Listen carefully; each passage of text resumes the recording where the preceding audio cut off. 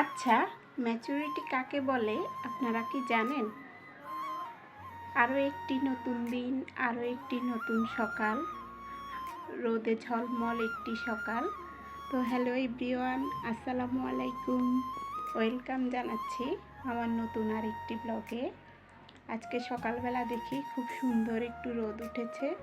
যেহেতু আজ শুক্রবার, বন্ধের দিন, তাই সকাল সকাল নাস্তাটা করে নিলাম, কারণ নাস্তা করার পর অনেকগুলি কাজ থাকে। আসলে শুক্রবারটা হচ্ছে খুবই বন্ধের দিন হলেও আমি মনে করি খুবই ব্যস্ত একটা দিন। দেরি, রান্না করতে দেরি, সব কিছুই একদম দেরি। আর বর্তমানে ওয়েদারটা তো কি বলবো, আর তা তো বলেই লাভ নেই। সকালে দেখি রোদ, বিকেলে দেখি বৃষ্টি, এভাবেই চলছে আমাদের দিনগুলি। ম্যাচুরিটি কাকে বলে জানেন? ম্যাচুরিটি হচ্ছে যেদিন আপনি কাঁদবেন কিন্তু কেউ আপনার কান্নাটা দেখতে পাবে না, কেউ বুঝতেই পারবে না আজকে আপনি কেঁদেছিলেন। জীবনে ঝড় উঠবে কিন্তু সোশ্যাল মিডিয়ায় কোনো নিঃশব্দ থাকবে আপনার দিনগুলি। যেদিন তুমি কাঁদবে কিন্তু ফোনটা হাতে নিবে না। যেদিন তোমার বুকের ভিতর ঝড় উঠবে কিন্তু তুমি ফেসবুকে কোনো স্ট্যাটাস লিখবে না। যেদিন তোমার মনটা ভেঙে চুরে চুরমার হয়ে যাবে, তারপরও তুমি সবার সামনে হাসি মুখে থাকবে।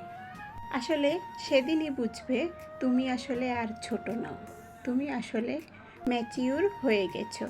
আমার কাছে আসলে ম্যাচিউর মানে হচ্ছে নিজের ব্যথা নিজেকে সামলানো, নিজের কষ্টগুলি নিজেকে সামাল দেওয়া, অন্যের কাঁধে মাথায় হাত না রেখে, অন্যের উপর নির্ভরশীল হয়ে না চলে নিজের কাঁধে নিজেই হাত দিতে শিখতে হবে।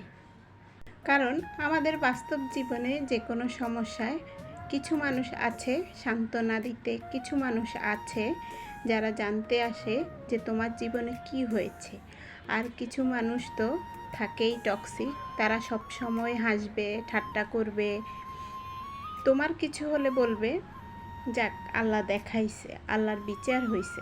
আর তাদের যদি কিছু হয় তখন বলে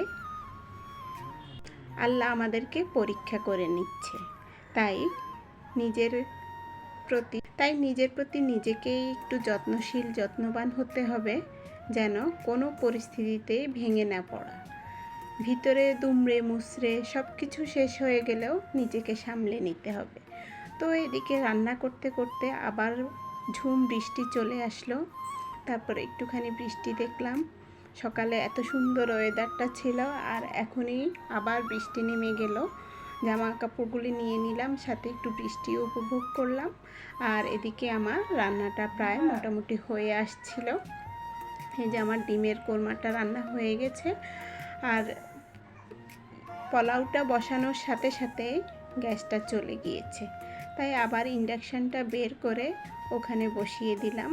কারণ গ্যাস থাকুক আর না থাকুক, রান্না তো করতেই হবে, খাওয়া তো খেতেই হবে।